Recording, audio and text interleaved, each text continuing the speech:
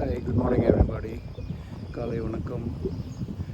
நம்ம farm Nannilam organic ஃபார்ம்லேருந்து daily காலையில் சைக்கிளிங் குட் மார்னிங் போகிற ஒன் ஆஃப் த பல வழிகள், one of the many routes we are taking today, so you can enjoy how beautiful, how serene the surroundings are. Road நல்லா road போட்டிருக்காங்க. பெரிய traffic இருக்காது. காலையில் 7:30 8:30 வரைக்கும் ஸ்கூலுக்கு போகிற ஒர்க்கிங் வேலைக்கு போகிறவங்க இந்த டிராஃபிக் இருக்கும். அதை விட்டாச்சுன்னா அதுக்கப்புறம் எந்த டிராஃபிக்குமே இருக்காது. ஈவினிங் திருப்பி வர்றவங்களுடைய டிராஃபிக் இருக்கும் இந்த பக்கத்தில். ஸோ சைக்கிளிங் பண்ணுறதுக்கு இது ஒரு பெர்ஃபெக்ட் பாத். நிறைய இங்கே மேங்கோ க்ரோவ்ஸ் இருக்குது. ஈஸ்டர்ன் காட்ஸுடைய ஸ்ட்ரெச் ஆஃப் மவுண்டன்ஸ் நம்ம ஃபார்ம் சுற்றி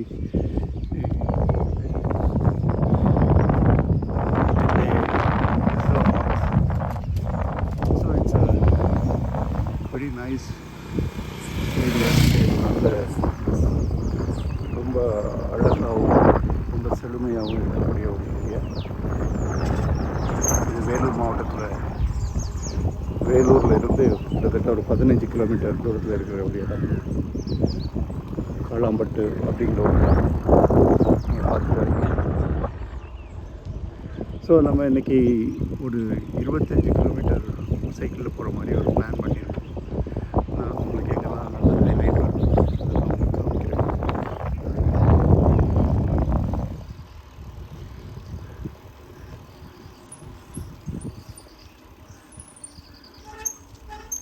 எல்லார் வீட்லேயும் மாடு இருக்கும். ஈவந்தோ இது வந்து ஒரு ஹைப்ரிட் ஹெச்எஃப் ஜெர்சி வகையான கலப்பட மாடுகள் தான். வணக்கம்மா. வணக்கம்.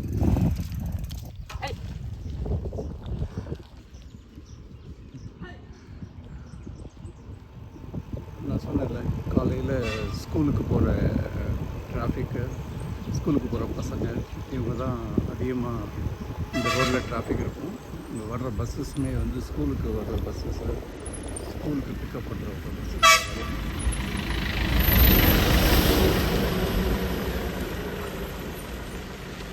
ப்ரைவேட் ஸ்கூல் பஸ் வந்துருக்கு. இங்கே வந்து இந்த ஸ்கூல் பசங்களை பிக்கப் பண்ணிட்டு போகிறது பாருங்க. Good morning.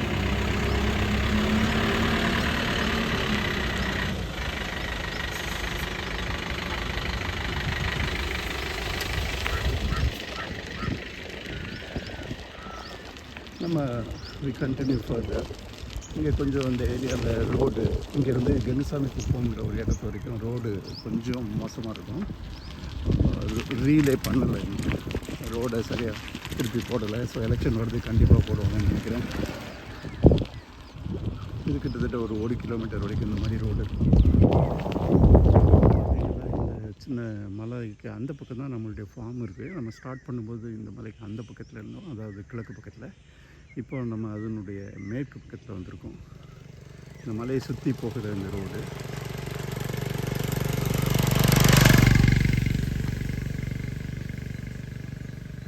இந்த ஏரியாவில் நிறைய தேங்காய் கோகனட் ஃபார்ம்ஸ் இருக்குது.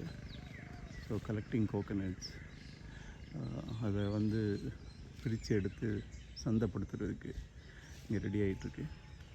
கோகனட் இப்போ ரொம்ப அதிகமாக விலை கிட்டத்தட்ட நல்ல ஃபைபர் நிறையா வச்சு குடிப்பாங்க. அப்படின்னா கூட கொஞ்சம் நாளைக்கு அது இருக்கும்.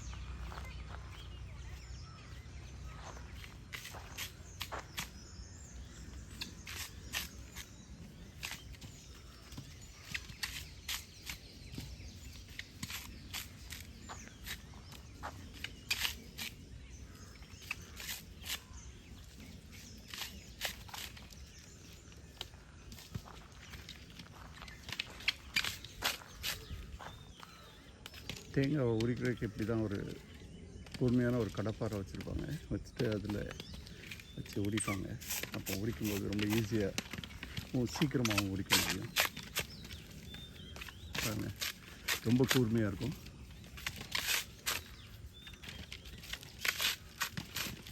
ஒரு மணி நேரத்தில் எத்தனை தேங்காய் உடிப்பீங்கய்யா? மொட்டை காய்னா 100 காய் உடிப்புங்க, 6 காய்னா 100 காய் கொஞ்சம் முன்ன பின்ன. ஓ, அது நல்லா பச்சையாக இருந்துச்சுன்னா 100 காய் உடிச்சிருவீங்க. மொட்டை காய் இருந்தால் 150 காய். தோல் இல்லாத காய் இருந்தால் 100 காய். இது ஒரு 80 உரிப்போம். சரி.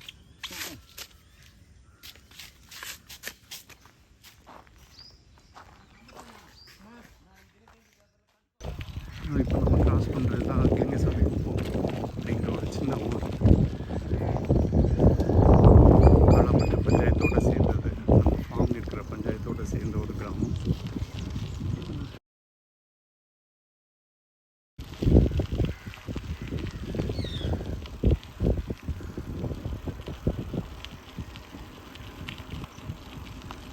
இல்லை, ஒரு 500 மக்கள் இருப்பாங்க. சாரி, 2000 பேர் இல்லை.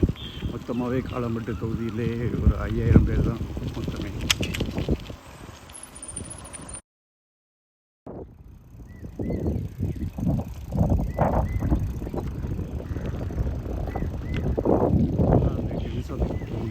மெயின் ஊர். ஒரு 200 வீடு இந்த கிராமத்தில் இருக்கலாம் அப்படின்னு நான் நினைக்கிறேன். எல்லாமே பழைய மண் வீடு, செங்கல் வீடெல்லாம் இடிச்சிட்டு புதுசாக காலெலாம் வச்சு கட்ட ஆரம்பிச்சது.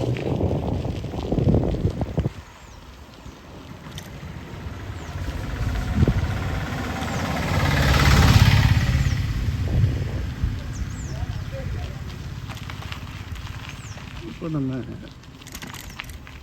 இங்கே திருப்பி இப்போ புதுசாக போடப்பட்ட ஒரு சாலையில் வந்து சேர்றோம். ஸ்மூத்தான ரோடு.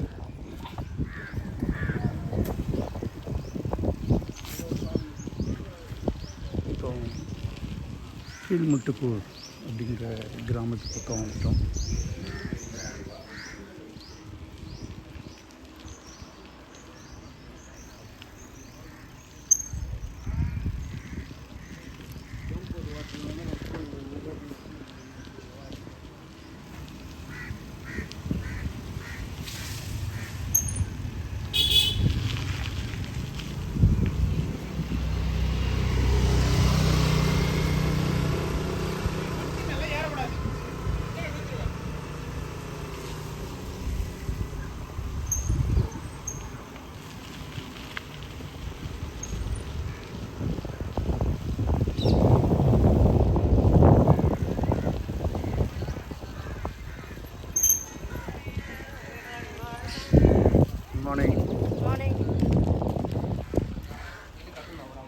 Good morning.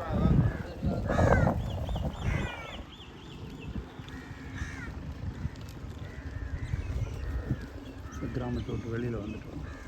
இப்போ ஒரு 2 வாரத்துக்கு முன்னால் இங்கே நல்லா மழை பெஞ்சிருந்துச்சு. இன்றைக்கும் மழை வரும்னு எதிர்பார்க்கணும்.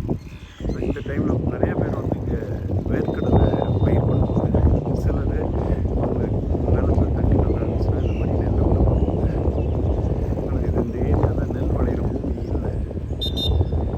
இருந்தால் ஒரு நாளைக்கு இருந்தால் மொத்தமாக இருந்தால் கூட இது வந்து வானம் பார்த்த பூமின்னு சொல்லுவாங்க.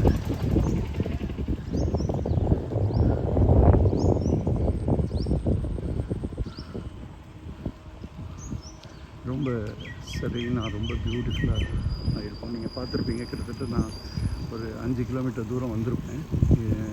இதில் வந்து நம்ம பார்த்தது ஒரு 2 மோட்டர் பைக்கு, 2 ஆட்டோ, ஒரு ஸ்கூல் பஸ், இவ்வளோ தான் நம்ம டிராஃபிக் பார்த்துருக்கோம். ஸோ பார்த்துக்கோங்க அப்போ எவ்வளோ அமைதியாக ஒரு சைக்கிளிங் பண்ண முடியும் இந்த ஏரியாவில் அப்படின்னு சொல்லி. நீங்களும் இங்கே எங்கள் ஃபார்முக்கு வந்து தங்கினீங்கன்னா உங்கள் சைக்கிள்ஸ் எடுத்துகிட்டு வந்தீங்கன்னா, இல்லை எங்ககிட்ட சைக்கிள் தயார் பண்ணிங்கன்னா நாங்கள் 20 கிலோமீட்டர்லேருந்து 25 கிலோமீட்டர் வரைக்கும் உங்களை இந்த மாதிரி ஒரு அற்புதமான கிராமப்புற வாழ்க்கையை உங்களுக்கு காமிக்க முடியும். காலையில் ஒரு 2 மணி நேரம் இதை செய்வோம், 7லேருந்து 9 மணி வரைக்கும். இதுபோல் பல வழித்தடங்கள் இருக்கிறது இந்த ஏரியாவில். சைக்கிளிங் பண்ணுவதற்கு ஏற்றதாக இருக்கும் இந்த சாலைகள் எல்லாம். ரொம்ப ஃபேமஸான கோயில்கள் இருக்கிற இடம், கிராமப்புற காவல் தெய்வங்கள் இருக்கிற இடம். அது வந்து மசாணியம்மன் கோயில் அப்படின்னு சொல்லுவாங்க. இந்த மதுரை திருச்சி சேலம் ஐயனார் சொல்லுவாங்க. அது கிட்டத்தட்ட அதே பிரின்சிபல் தான். இவங்களை இதை படுக்க வச்ச மாதிரி இந்த வருஷத்தில் ஒரு நாள் இங்கே வந்து திருநாள் நடக்கும். பொதுவாக அது மகா சிவராத்திரியை ஒட்டி நடக்கும். அதான் ஸோ மசாணியம்மன் ரொம்ப ஃபேமஸ். இங்கே வந்தீங்கன்னா நீங்கள் அந்த மகா சிவராத்திரி டைமில் வந்தீங்கன்னா இங்கே நிறைய ஃபெஸ்டிவல்ஸ் நடக்கும். அதை பார்க்க முடியும். உங்களை பக்கத்தில் கூப்பிட்டு போய் காமிக்கிறேன். இங்கே மசாணியம்மன் கோயில் இது ஒரு இந்த கிராமத்தில் இருக்கிற இங்கே பக்கத்தில் இருக்கிற கிராமத்தில் மக்கள் எல்லாருக்கும் இது ஒரு முக்கியமான இடம். வருஷத்துக்கு ஒரு நாள் இங்கே கூடுவாங்க.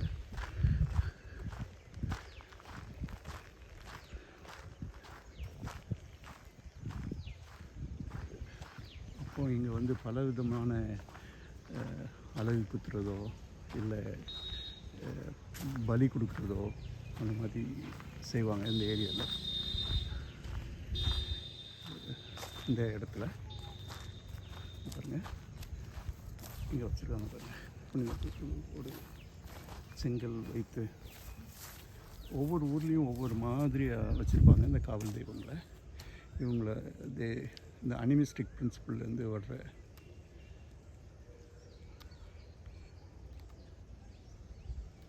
ஒரு வே ஆஃப் வர்ஷிப். நம்மளுடைய பழமையான ஒரு வர்ஷிப் அப்படின்னு சொல்லலாம். ஒரு மத நம்பிக்கை. இது இந்த நம்மை விட்டு மறைந்து போன ஸ்பிரிட்ஸு, நம்மை விட்டு மறைந்து போன வீரர்கள் இவர் நினைவு கூறுற மாதிரி இந்த ஒரு விதமான ஒரு ஃபெஸ்டிவல் இருக்கும்.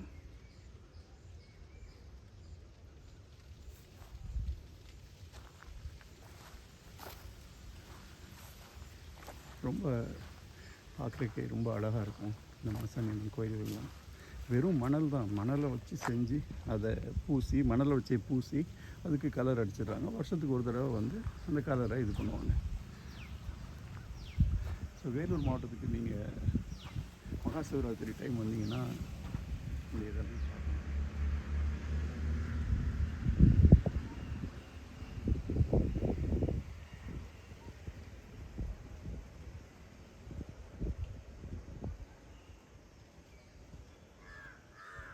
மசாணியம்மன் ஒரு விதமான காவல் தெய்வம்னா இந்த நம்ம மதுரை சைட்லலாம் பார்க்குற மாதிரி ஐயனார் கோயில்கள் மாதிரி கிட்டத்தட்ட காட்சியளிக்கிற கோயில்கள் பார்க்கலாம். மரத்தடிகளில் இருப்பாங்க. பொதுவாக அரச மரம், வேப்ப மரம், இந்த மரத்தடிகளில் வச்சுருப்பாங்க காவல் தெய்வங்கள்.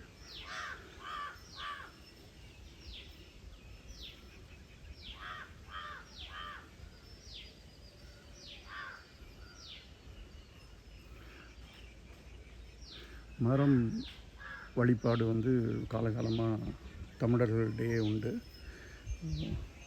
புத்த மதமும் மரத்தோடு சம்மந்தப்பட்ட தமிழர்களிடையே வழிபாடுகள், நம்பிக்கை இதெல்லாம் வந்து ரொம்ப நாளாக இருந்துகிட்டே இருக்குது.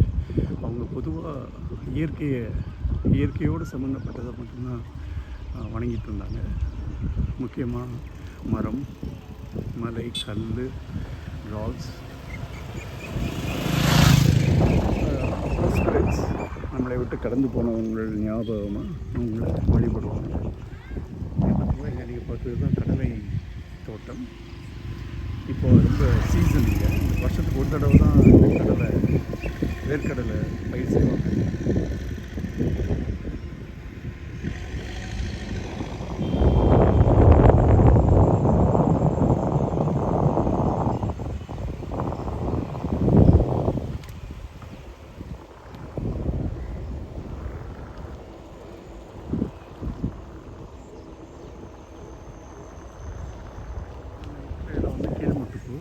இங்கே கீழ்முட்டுக்கூரில் இருக்கிற அரசாங்கம் நடுநிலைப்பள்ளி, அதாவது 8வது வகுப்பு வரைக்கும் படிக்கக்கூடிய மாணவர்கள் படிக்கக்கூடிய இடம் அரசாங்கத்தால் நடத்தப்பட்டது.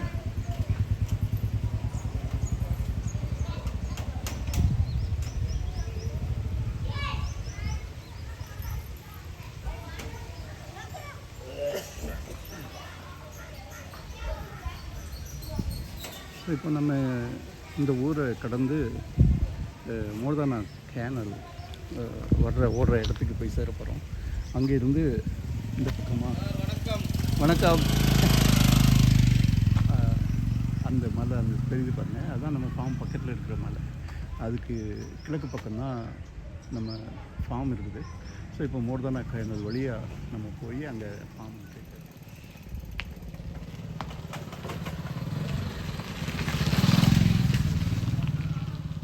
ஸோ இப்போ நம்ம கீழ்முட்டுக்கோருடைய வடக்கு எல்லைக்கு வந்துட்டோம். இந்த வடக்கு பக்கம்தான் மோர்தானா கேனல் போகுது.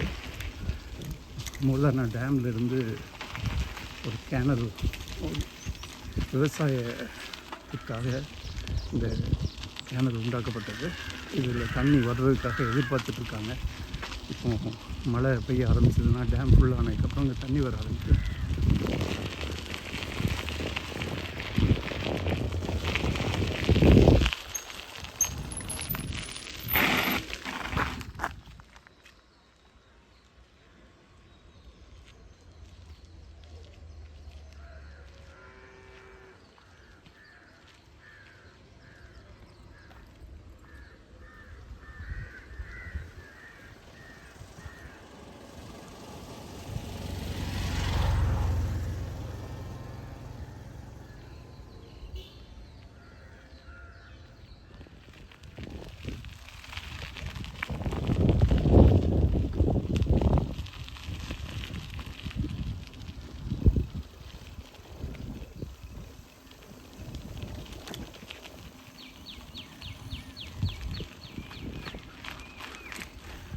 வணக்கம்மா.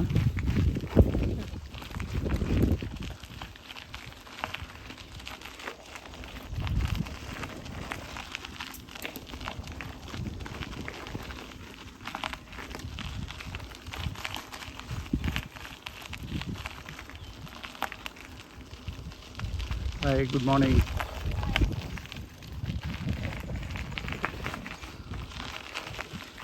ஸோ கிராமத்தில் எங்கே இருந்தாலும் எல்லா குழந்தைங்களும் ஆல்மோஸ்ட் ஒரு 95% குழந்தைங்க ஸ்கூலுக்கு போகிறாங்க. ஒரு நல்ல ஒரு விஷயம். 95 இல்லை, அதுக்கு மேலேயே சொல்லணும். தமிழ்நாட்டில் அதிகமாக குழந்தைங்க ஸ்கூலுக்கு போகிறாங்க. எல்லா குழந்தைகளும் சொல்லணும். இப்போ நம்ம மோர்தானா கேனல் பக்கத்தில் வந்திருக்கோம். மோர்தானா கேனலில் தண்ணி வரும்போது ஒவ்வொரு நீரை இந்த மாதிரி விவசாயத்துக்காக சைடில் திறந்து விட்டு தேக்கி வைப்பாங்க. இது ஒரு தேக்க வாய்க்கால் மாதிரி. இது தொடர்ந்து ஓடாது. ஆனால் அந்த மோர்தானா வாய்க்கால்லேருந்து இது வரைக்கும் இந்த இடத்து வரைக்கும் வரும். அது நிரம்பி இந்த குட்டையில் இந்த இடத்துல தேங்கி நிற்கிறதுனால நீர் வளம் பெருகும் அப்படிங்கிறதுக்காக இந்த மாதிரி செய்து வச்சுருக்காங்க. இதை இப்போ தூர்வாரி க்ளீன் பண்ணி வச்சுருக்காங்க. அதெல்லாம் வர இதை எதிர்பார்த்து இடம்லாம் ஒரு புனித ஸ்தலமாக வச்சு அங்கே ஒரு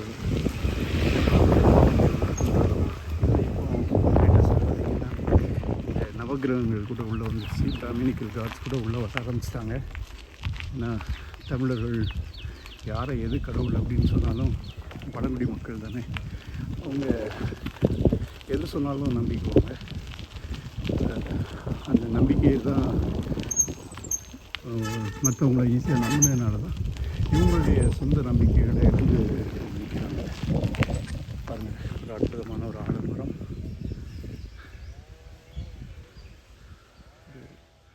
ரொம்ப அழகான ஒரு புளிய மரம். பாருங்கள் என்ன அழகாக வளர்ந்துருக்குன்னு. கிட்டத்தட்ட ஒரு 70 வருடம் வயசு இருக்கும் அந்த மரத்துக்கு.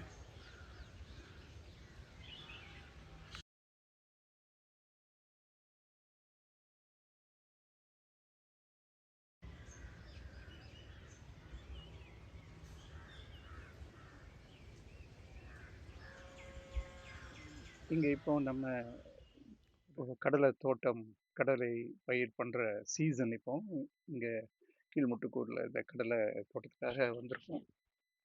இங்கே நீங்கள் பார்க்குறீங்க, இந்த பக்கத்தில் வந்து பார்த்தீங்கன்னா தெரியும், இது ஒரு விசேஷமான ஒரு பூ. இந்த பூ வந்து அந்த ஒரே பூவிலேருந்தே பாலினேட் ஆகும். இல்லை பக்கத்தில் இருக்க பூவிலேருந்தும் பாலினேட் ஆகும். அப்படி ஒரு செயல்பாடு இந்த பூக்கு இருக்குது. இங்கே பாருங்கள், இந்த மண் கொஞ்சம் லூஸாக இருக்கும் எப்போவுமே இந்த கடலை பயிர் வச்சுருக்கிறப்ப. ஏன்னா இது கிராஸ் பாலினேட் ஆனோடனே அந்த பூ வந்து அந்த தலையை உள்ளே விடும். உள்ளே விட்டுட்டு அங்கே இருந்து இது உள்ளே போய் அந்த வேர்க்கடலை ஃபார்ம் ஆகி பாலினேட் ஆனதுக்கப்புறம் உள்ளே போய் ஃபார்ம் ஆகி வேர்க்கடலையாக வளரும். ஸோ அது ஒரு ஒரு வித்தியாசமான ஒரு செயல் இந்த இதுக்கு. அதனால மண் எப்பவும் லூஸாக இருக்கணும். அது மழையும் அதிகமாக பெய்யக்கூடாது. மழை ஒரு தடவை 2 தடவை இல்லை அதிகபட்சம் 3 தடவை பெஞ்சா இந்த வேர்க்கடலைக்கு ரொம்ப நல்லது. இந்த டைமில் இப்படி தான் கோடை காலத்தில் மழை விட்டு விட்டு பெய்யறதுனால இது இந்த பயிருக்கு ஏற்றதா இருக்கும். 2 தடவை களை எடுக்கணும்னா போதும். வேற எந்த நீங்க இதுவும் ஃபெர்டிலைசர்ஸோ எதுவுமே சேர்க்க மாட்டாங்க. வெறும் மாட்டு சாணி போட்டு முதல்ல உழுதுவாங்க பாருங்க. அந்த டைம்ல அவ்வளோதான். வேற எதுவுமே சேர்க்க மாட்டாங்க. மிகவும் ஒரு அற்புதமான ஒரு பயிர். இங்க அதிகமா இது பண்ணுவாங்க. அப்புறம் இந்த செடி மேல வளர்ற செடிலாம் வந்து ஆட்டுக்கும், மாட்டுக்கும் கொடியா யூஸ் பண்ணுவாங்க தீவனமா.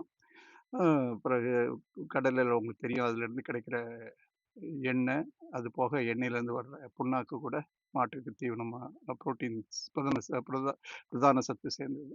ஓகே, ஸோ வாங்க கடலை பற்றி தெரிஞ்சுக்கிட்டோம், கடலை செடியை பற்றி தெரிஞ்சுக்கிட்டோம். இது வந்து 60 நாள்லேருந்து 70 நாளுக்குள்ளே இதை அறுவடை செஞ்சுருவாங்க.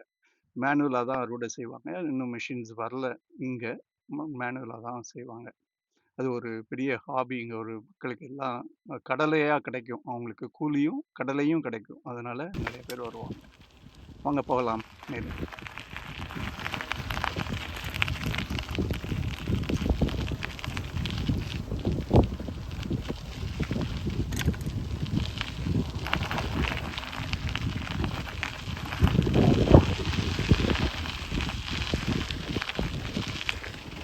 பார்த்தீங்கன்னா ஸ்கூல் பஸ் ஒரு பையனுக்காக அவ்வளோ தூரம் வருது. விவசாயத்துக்கு நீங்கள் விவசாய பெருமை பார்க்கலாம். ஐயா, இது மோர்தானா வாய்க்கால் தானே? எப்போ வருஷத்தில் எப்போ தண்ணி வரும் ஐயா? எப்போ விடுவாங்களோ தெரில.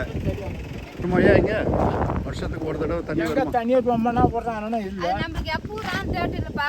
சரி, ரொம்பனா தான் எண்ணெய்க்கு வரும், நம்மளுக்கு அதெல்லாம் தெரியும். அங்கே டேமில் தண்ணி ரொம்பணும், அப்படின்னா தண்ணி வரும். இந்த தண்ணி வந்து நீங்கள் விவசாயத்துக்கு யூஸ் பண்ணுவீங்களா இல்லை? நேராக போகும்.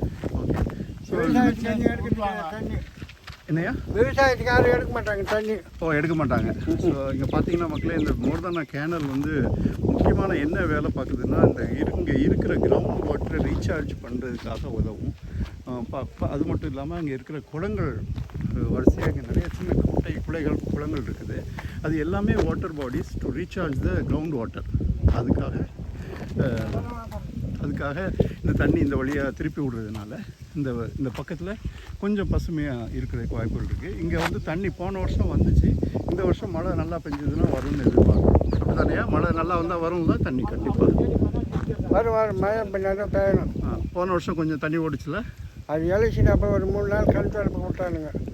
ஏபி எலெக்ஷனப்பா சரி, ஒரு 4 நாள் விட்டாங்க கண் திறப்புக்கு. சரி, அதான் சரி. 5 மாதம் ஓச்சு அரசியல் இங்கேயும் இருக்குது. தண்ணி கிடையாது. அவங்க என்ன சொல்கிறாங்க, எலெக்ஷன் எம்பி எலெக்ஷன் அப்போ கண் தொலைப்புக்காக தண்ணி விட்டாங்க அப்படின்னு சொல்கிறாங்க. ஒரு 5 நாள் வச்சு அவ்வளோதான். அது ஆல்வேஸ் டிஃப்ரென்ஸ் ஆஃப் ஒப்பீனியன் எப்பவுமே இருக்கும். ஆனால் இதோடைய முக்கியமான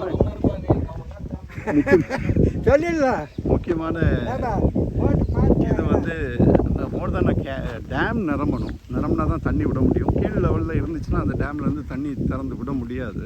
ஸோ அது ஒரு சின்ன டேம். பட் ஸ்டில்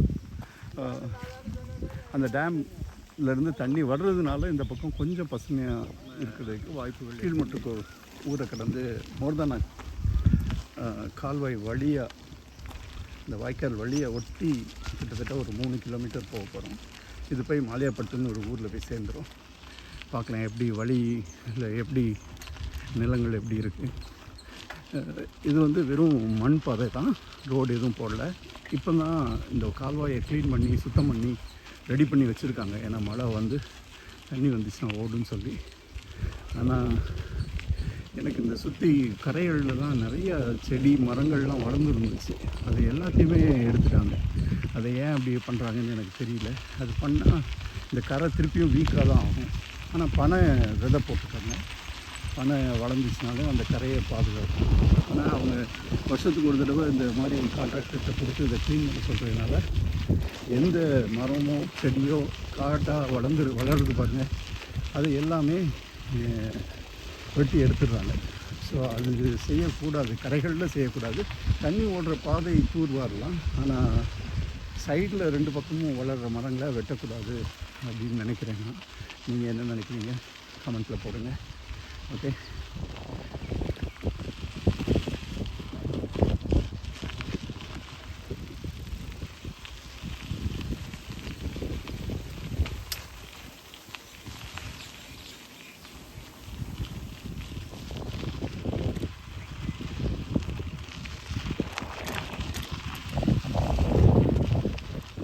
இங்கே பார்த்தீங்கன்னா நம்ம இப்போ மோர்தான வாய்க்கால் ஓரத்தில் தான் இருக்கிறோம். அங்கே இங்கே ஒரு அழகான ஒரு மரம், அரச மரம், பீப்புள் ட்ரீ இல்லை ஃபைக்கஸ் ரிலிகியோசான்னு சொல்கிற இந்த அரச மரம் தமிழர்களுக்கு ரொம்ப நாளாகவே இந்த மர வழிபாடுகள் தொன்று தொட்டு வருது. அது நமக்கு எல்லாருமே தெரியும். நம்ம எங்கே இந்த மாதிரி மரங்கள் பார்த்தாலும் அது புனிதமாக கொண்டாடுவாங்க. அதே தான் இங்கேயும் இந்த அரச மரத்துக்கு ரொம்ப அற்புதமான ஒரு மரம்.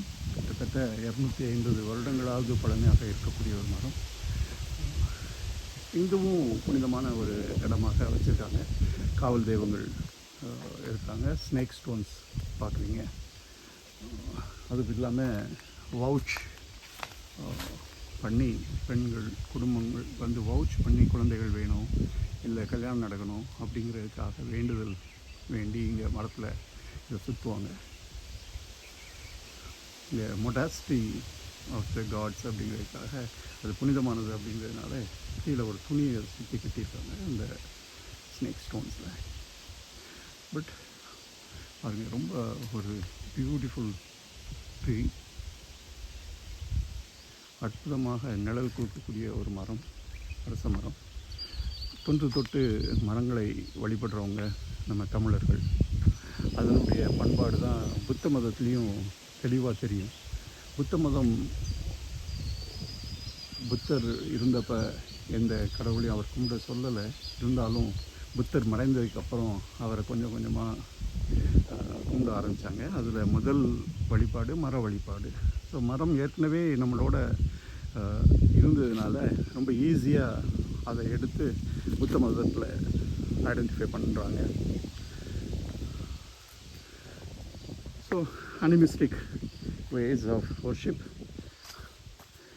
இயற்கையை வணங்கினோம் என்பதற்கு இதெல்லாம் நமக்கு இன்று வரைக்கும் இருக்கும் சான்றுகள். கலாச்சாரம் மாறினாலும் நம்மை விட்டு போவதில்லை. ஏதாவது ஒரு முறையில் அந்த கலாச்சாரம் வெளிப்பட்டு கொண்டே இருக்கும். நீங்கள் அதை போகிற போக்கில் கொஞ்சம் மாற்றிக்குவீங்க. ஏன்னா மாற்றம் என்பது கண்டிப்பாக நடக்கும். அதை நம்மால் தடுக்க முடியாது. ஆனால் அந்த மாற்றத்தில் நம்மளுடைய கலாச்சாரங்கள் எவ்வளவு நாள் நம்மளோட தொடர்ந்து வருது, நம்ம எவ்வளவு நாள் சென்றாலும் எவ்வளவு தான் மாறினாலும் அந்த பழைய கலாச்சாரம் என்பது அடிப்படையான ஒன்று. அதில் இந்த மர வழிபாடு ஒன்று, நமது தமிழர்களுடைய பாரம்பரியமான வழிபாடு. இங்கே நம்ம சைக்கிளில் மட்டும் இல்லாமல் இந்த பக்கத்தில் நம்ம நடந்து கூட ஒரு ஹைக்கிங் ட்ரிப் கூட இந்த பக்கம் பண்ணலாம். கிட்டத்தட்ட ஒரு 3 மணி நேரம் காலையில் செய்கிற ஒரு ஆக்டிவிட்டி. ஃபார்ம்லேருந்து இந்த பக்கமாக நடந்து வந்தோம்னா பல விதமான லேண்ட்ஸ்கேப், ரூரல் லேண்ட்ஸ்கேப், அது மட்டும் இல்லாமல் பறவைகள், பல விதமான பறவைகள், கிட்டத்தட்ட 25லேருந்து 30 வரை விதவிதமான பறவைகளுடைய இனத்தை நாம் பார்க்க முடியும். முக்கியமாக இங்கே அடுத்த மாதத்தில் தண்ணி ஓடுறதுக்கு வாய்ப்புகள் அதிகம், மழை பெஞ்சதுக்கப்புறம். ஸோ அந்த டைமில் இன்னும் அதிகமான வைல்ட் லைஃப் இந்த ஏரியாவில் பார்க்க முடியும். இப்போ நம்ம மோர்தான கால்வாயை விட்டு பழையபடி ரோடுக்கு கிராம சாலைக்கு சேர்ந்துட்டோம். மாரியாப்பட்டு மோட்டூர் இல்லைங்கிற காலாமட்டு மோட்டூருங்கிற ஊர் இது. இங்கே சேர்ந்துருக்கோம். இங்கேருந்து நம்ம மாலியாப்பட்டு பனமடங்கி போய் அங்கேருந்து மெயின் ரோடை பிடிச்சி நம்ம ஃபார்முக்கு திருப்பி போகிறோம் இன்றைக்கி.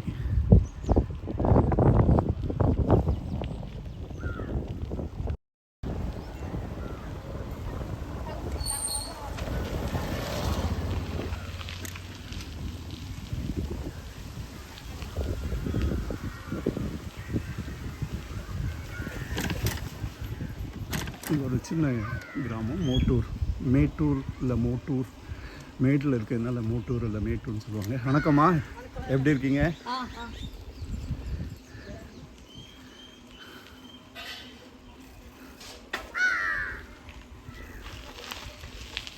வணக்கம்மா, எப்படி இருக்கீங்க? நல்லா இருக்குண்ணா.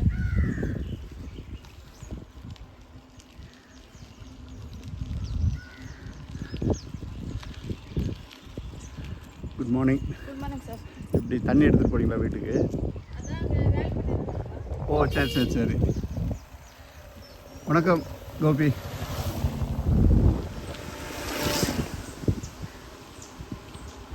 நம்ம இன்னும் மூட்டூர்லேருந்து மலையாப்பட்டு போகிற வழியில் போயிட்டுருக்கோம்.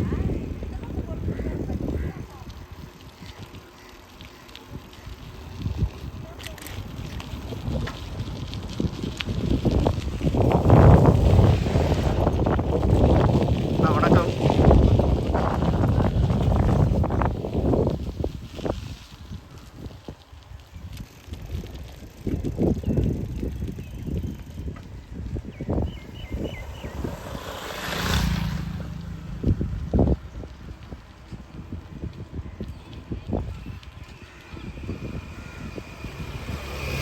மாலியாப்பட்டு அப்படிங்கிற ஒரு கிராமத்துக்குள்ளே நுழைய போகிறோம்.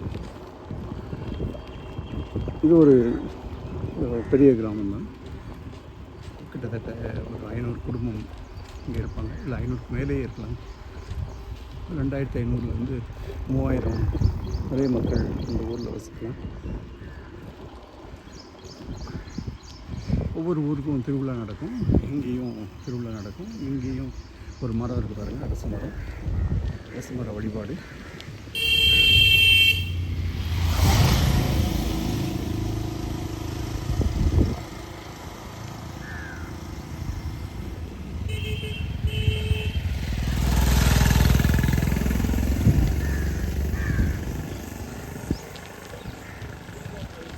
வணக்கம்.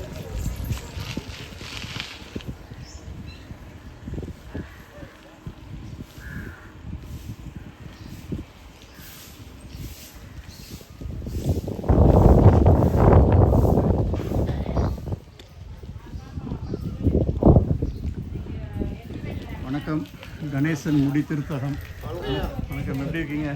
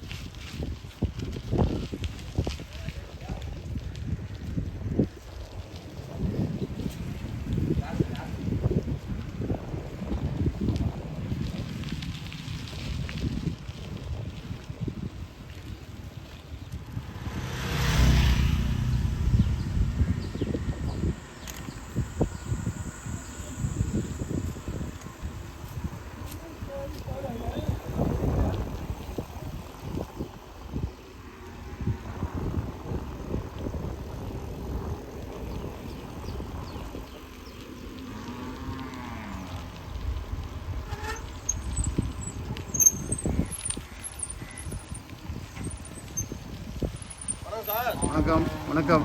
வணக்கம் பாபு. வரோம் சார்.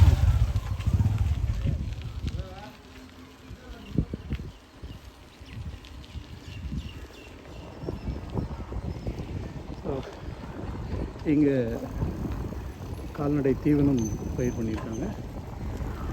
அது ஒரு முக்கியமான ஒரு பயிர். ஏன்னா எல்லார் வீட்லேயும் இங்கே கால்நடை இருக்கும்.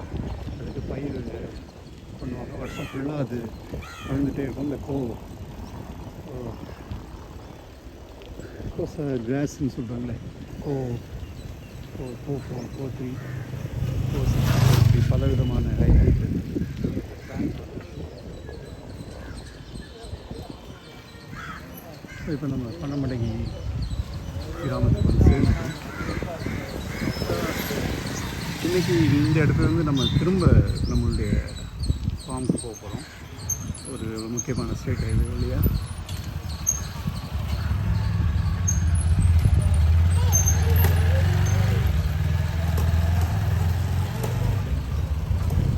நாளைக்கு நம்ம போகும்போது இந்த பக்கத்தில் திருப்பி பின்பக்கத்தில் போகலாம். இந்த பக்கம் பனமடைங்கிலேருந்து வணக்கம்க்கா, பனமடைங்கிலேருந்து அந்த பக்கம் போனால் எப்படி இருக்குது அப்படின்னு பார்க்கலாம். சரிங்களா, இன்றைக்கி நம்ம இந்த மெயின் ஹைவேயில் வந்துட்டோம். இங்கேருந்து திரும்பி போக போகிறோம்.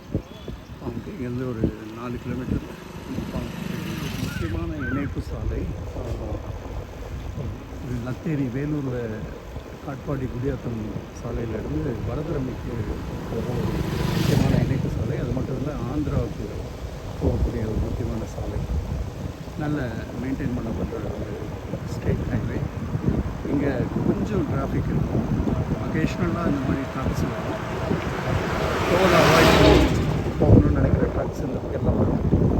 மற்றபடி வேறு எந்த டிராஃபிக்கும் நீங்கள் பார்க்க முடியாது. அதுவும் காலையில் 9:30 மணி ஆயிடுச்சு அப்படின்னா ஆல்மோஸ்ட் நோ டிராஃபிக் ஆகிடும். திருப்பி சாயந்தரம் 4 மணி வரைக்கும் ஸ்கூல் பசங்க திருப்பி வருவாங்க, வேலைக்கு போனவங்க திருப்பி வருவாங்க.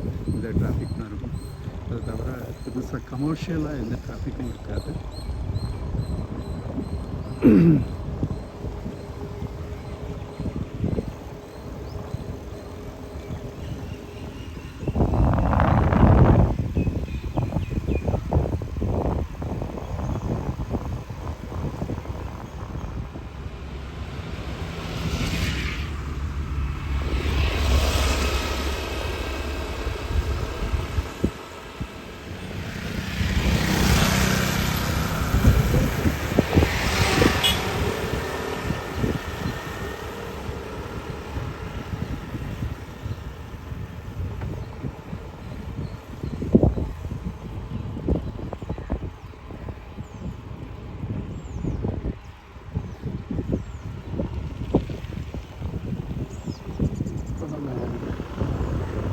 காளாம்பட்டு கிராமத்துக்கு வந்துட்டோம். அந்த காளாம்பட்டு கிராமத்தில் தான் நம்மளுடைய ஃபார்ம்.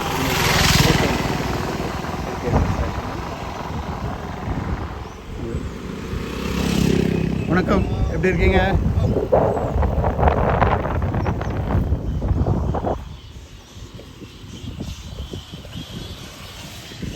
இங்கே காளாம்பட்டில் இருக்கிற ஆலமரம், பள்ளிக்கூடத்து பக்கத்தில் இருக்கிற ஆலமரம். இந்த ஆலமரத்தில் வணக்கம் பார்த்திங்கன்னா எக்கச்சக்கமான ஃப்ளையிங் ஃபாக்ஸ் இருக்கும். ஃப்ரூட் பேட்ஸ்ன்னு சொல்கிற ஃப்ளையிங் ஃபாக்ஸ் எக்கச்சக்கமாக இருக்குது.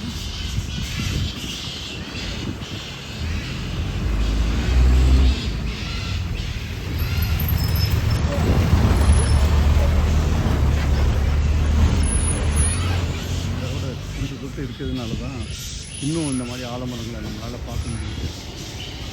எவ்வளவோ மரங்கள் ஒரு சில மரங்கள் பாதுகாக்கப்படுறதுனால தான் இன்னும் ஆலமரம் நம்ம ஊரில் அதிகமாக இருக்குது. முக்கியமாக நம்ம ஊரில் கர்நாடகாவில் பார்த்திங்கன்னா அதிகமாக இருக்கும். அதனால் பஸ்ஸு டிராஃபிக் போக முடியும்.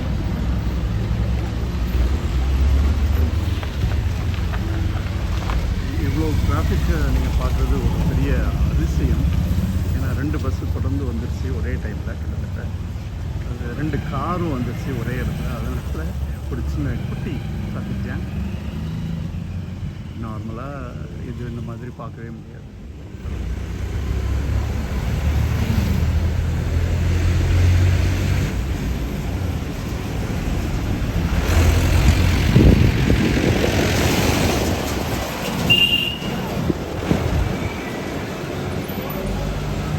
வணக்கம், வணக்கம் ஜலபதி, எப்படி இருக்கீங்க?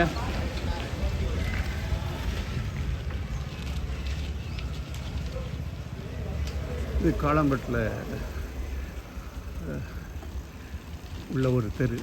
இங்கே நம்மக்கிட்ட தோட்டத்தில் டெக்னீஷியனாக கிரிக்கெட் மேட்சஸ் டெலிகாஸ்ட் பண்ணுற இன்ஜினியர் சஞ்சய் உடைய வீட்டுக்கு போகிறோம். அவனை தேடி போகிறோம். கூட்ரோடு, வெள்ளேரி கூட்ரோடுன்னு சொல்கிற இடம். நம்ம ஃபார்முக்கு பஸ்ஸில் வந்தீங்கன்னா இங்கே தான் இறங்கணும். 16F விருதுநகர் போகிற பஸ்ஸில் இங்கேருந்து ஒரு 150 மீட்டர் நடந்து வந்தீங்கன்னா நம்ம தோட்டம் farm. தோட்டம் அந்த மலைக்கு பார்த்துக்கலாம்.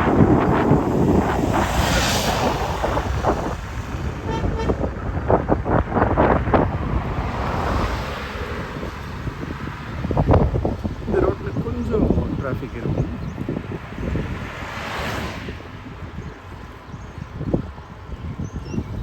இருந்தாலும் ரொம்ப அமைதியான ஒரு ஏரியா.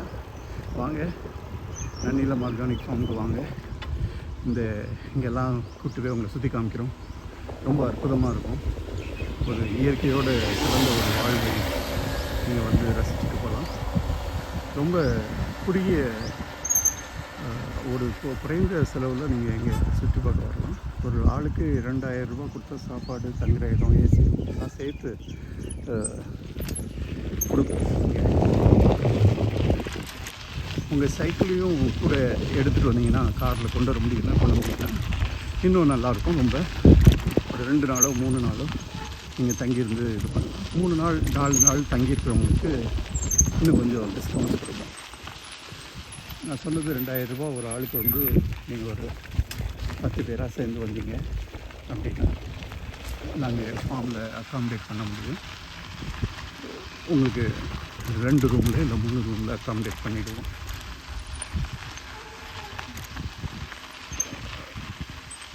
அந்த ஒரு ஆளுக்கு 2000 ரூபா ஒரு இரவுக்கு வந்து எல்லாமே சேர்ந்து உங்களுக்கு ஃபுட்டு, தங்குற இடம் எல்லாமே சேர்ந்து. அது போக இந்த மாதிரி குட்டி குட்டி அட்வென்ச்சர்ஸ், சைக்கிளிங் போகலாம், நீங்கள் ஹைக்கிங் போகலாம் மலைகளில், இல்லை கிராமங்களை சுற்றி பார்க்க நடந்து போகலாம், இதில் போகலாம்.